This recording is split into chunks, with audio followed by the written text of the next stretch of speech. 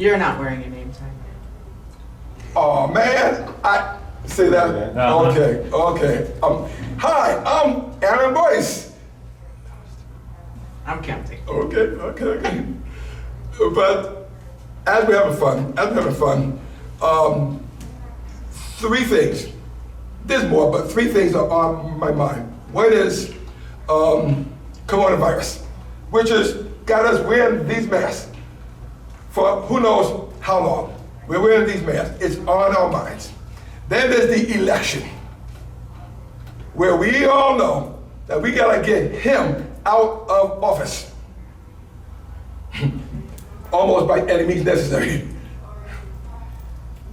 And within all that, we have the constant and continuous and epidemically challenged shooting of our African American males.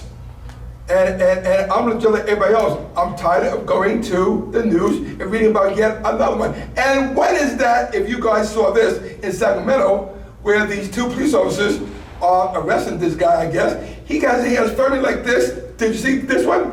And one police officer does a running kick in his back. Have you seen that one? A running kick in his back. For what possible purpose? And then of course, they did the standard, he was resisting arrest.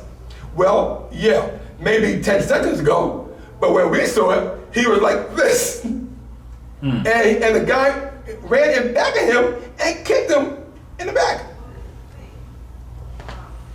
So I literally couldn't sleep.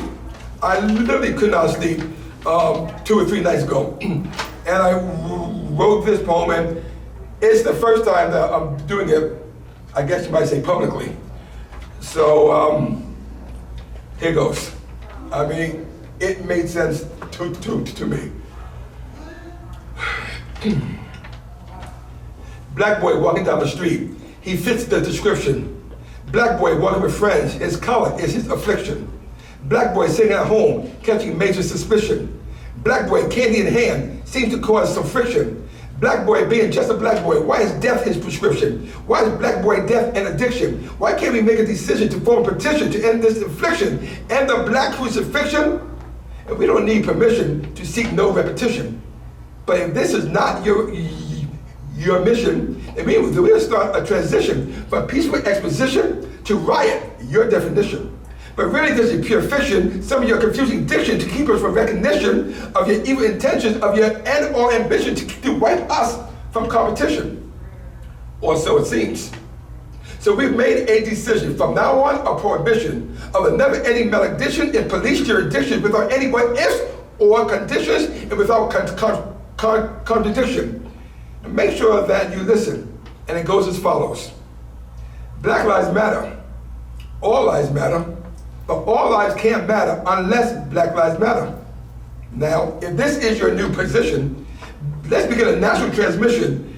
Black death must be in remission. Then we'll turn off the ignition and live with a benediction of peace and love, our new vision. Okay. So, all right. And that was written by me. Oh, okay. That was pretty nice. Me, yeah. Very It sounded good. like a Black Boy Poem by you saying that. There's a book called Black Boy Poem by Tyson Amir. Okay. Let's hope that's not there. No, it's not. You know what I mean? So, You know. No, but and it kind of reminiscent of that. yeah, What he talked about. You know, so I mean, you can see how much this is on my mind. Right. I welcome you guys' thoughts. So, Robert? Well, Aaron, you clearly had your thesaurus mind on. I applaud your ability to get across a message and still stay in iambic pentameter. I mean, you and Shakespeare, Okay. just that close. Okay.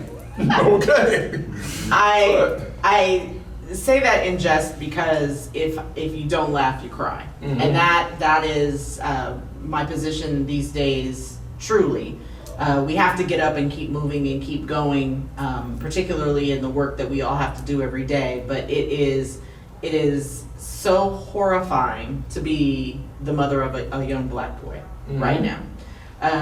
It was horrifying 10 years ago, but it's even scarier now because, to your point, every morning you turn on the television and someone else has been shot for seemingly no reason. We can justify things with resisting arrest, or we saw a weapon that fell, or all of the reasons or excuses really that are given. But the reality is it's horrifying. And when you add that on top of the pandemic, which is something that you alluded to earlier, it puts everybody in such a state of stress that it's difficult to cope or even be able to continue your day-to-day life. So your artistic rendition does help to wrap your mind around it. It doesn't make it any easier, it gives a bit of a balm to a very bad situation. So I appreciate your words. Thank you. Sir? Well, listening to it, you mentioned Candy in there, so you know exactly who we're talking about there, and it's just reminiscent of so many, over and over and over. And it reminds me, I was in San Francisco, and I went to a museum, and I was looking at the pictures on the wall of a museum, and they had, pictures of people saying, stop killing us. And these were people like way back in 1940s, in the 1950s. And I was just looking at like, damn, Yes. like when, enough, when does it end? When does it stop? And it's like, I don't think they see us black people as, like, it's a difference between being human and being human beings, I think, sort of. You know what I mean? Because they don't think I can love my family like they can love their family. Like, I don't think they feel like, because we were, it's still in their mind, like the way they took us from our families. Like, you can be with your brother today, he can be sold tomorrow off in slavery. It's the same thing. I'm formerly incarcerated, so it's hard for me to watch this because I did 26 years in prison, so I could have a roommate for 2-3 years, and then all of a sudden something happens on the yard or something goes wrong, then they move him.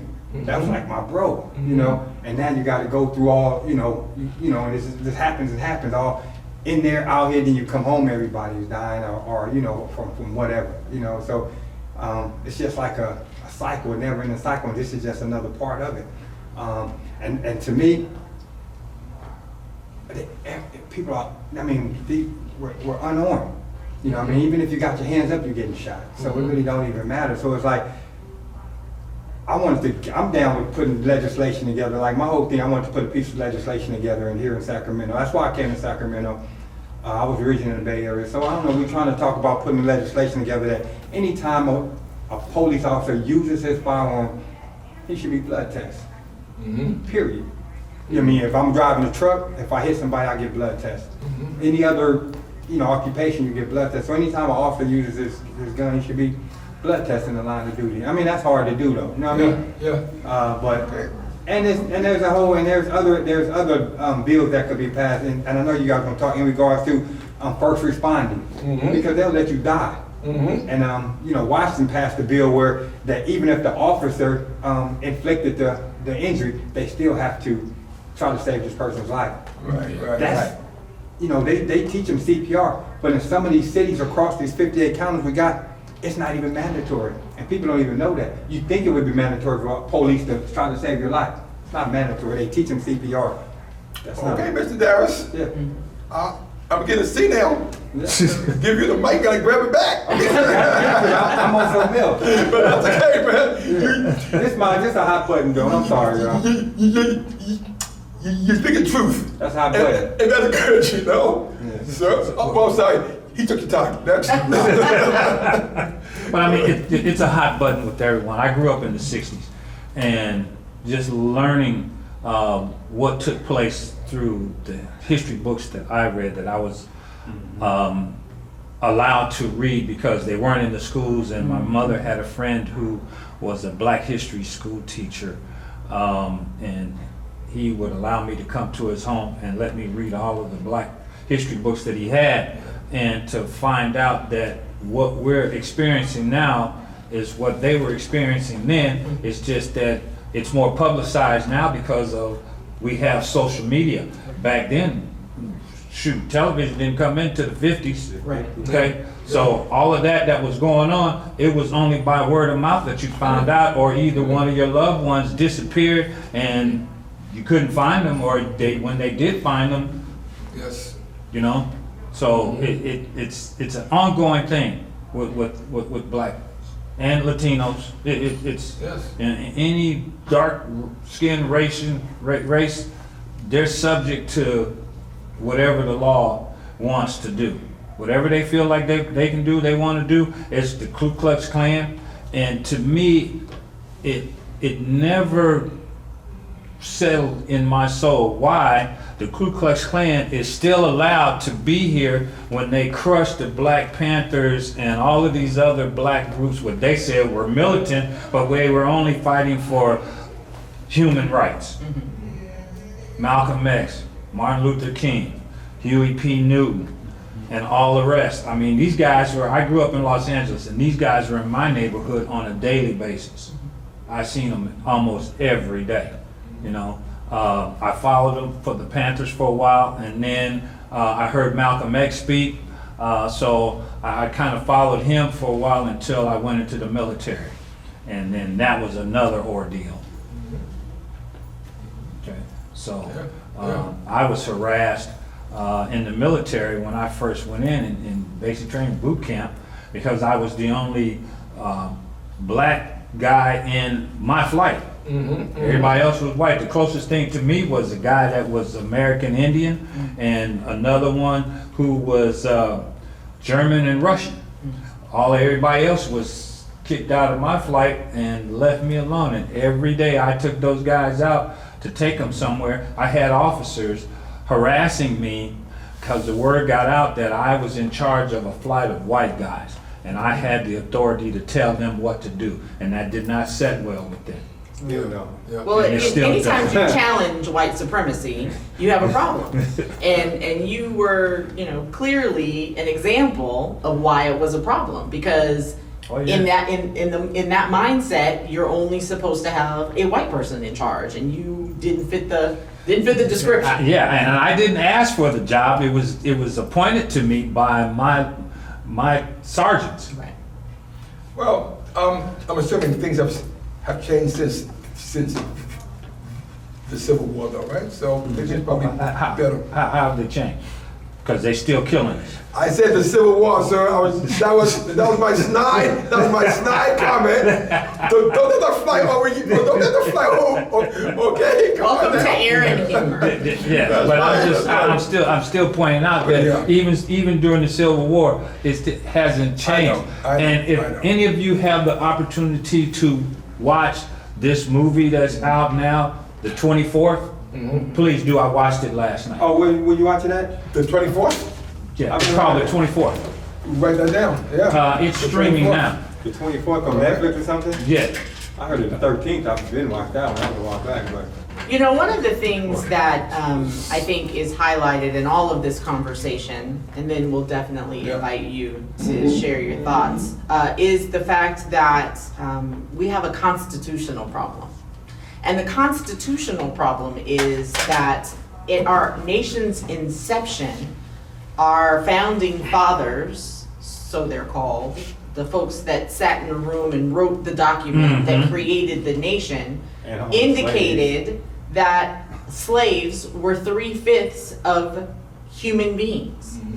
And our nation was founded on a capitalist economy. So we have to remember that that was all based on property ownership. So we're no longer an agrarian society. Most of us are not farmers. No. Most of us don't make our money on the herd or when we take in the crops. So the reality is that most other developed nations in the world have rewritten their constitutions because they understood when they were founded, they're not the same people anymore.